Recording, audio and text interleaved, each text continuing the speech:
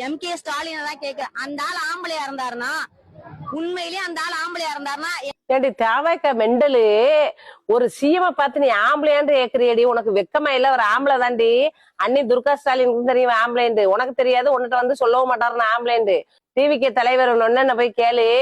41 பேரை சாவடிச்சு கொண்டுட்டு பனையூர்ல போய் பதியம் கிடந்தாரு, நீ ஆம்பளையாண்டு அவரை கேளு. இங்க ஒரே பொணத்தை வச்சு அழுதுட்டு ஒப்பாரி வச்சு தூக்கி பேசிட்டு மக்கள் கொந்தளிச்சு போயிருக்கையில வெளிநாட்டுல போய் டான்ஸ் ஆடினார் பத்தியா, அவரை கேள்வி நீ ஆம்பளையாண்டு. உங்களுக்கு இருக்கும் பைத்தியத்தையும் மடி உருவாக்கி வச்சிருக்கிற உன் தலைவர் தளபதியோட நின்று வாக்க சொல்லுண்டு. உன் தளபதி ஆளே இல்லையே எங்களுக்கு. பல கோடி தொண்டனா உள்ளவர் தான் தலைவர் முத்துவேல் கருணாநிதி ஸ்டாலின். அவர் வந்து ஆம்பளையாண்டு கேக்குறிய? அவர் ஆம்பளை. தடாவை பார்த்தவரு, பொடாவை பார்த்தவரு, மிஸ்ஸாவை பார்த்தவரு. உன் தலைவர் மாதிரி பதுங்கி போய் கிருசு அடிச்சுக்கிட்டு நீங்க அவரை கொண்டுருவேண்டு, அவர் உங்களை கொண்டுருவாண்டு ஓடி ஒளிஞ்சுக்கிட்டு ஒரு முதல்வரை பார்த்து ஒரு ஆம்பளையான்னு கேக்குறீங்க. ஒரு பொம்பளையா நான் கேக்குறேன். 6.5 கோடி மக்கள்ல நீங்க 3.5 கோடி போலீஸ் உருவாக்கிருவீங்களா? என்னமோ நாங்க வந்தெல்லாம் பண்ணிடுவோம்.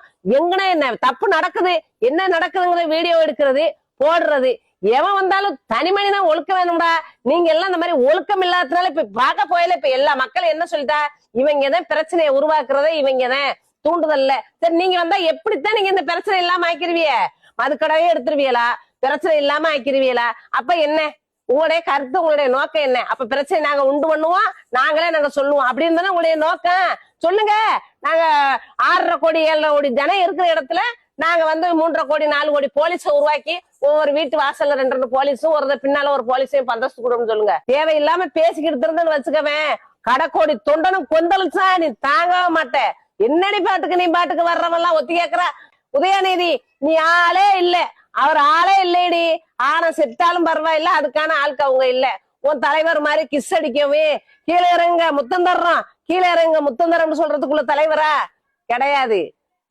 தலைவனா இருக்கணும், தகுதியோட இருக்கணும். உன் தலைவன் உங்களை எல்லாம் அந்த மாதிரி தற்கொலையா வளர்த்ததுனால வேண்டதுக்கு வாயில வந்தாலும் நீங்க தான் பேசிக்கிட்டு திருவியலோ தொலைச்சு போடுவாங்க. தொலைச்சு இருக்கிறவங்க எல்லாம் யாவமா பி கேர்ஃபுல்.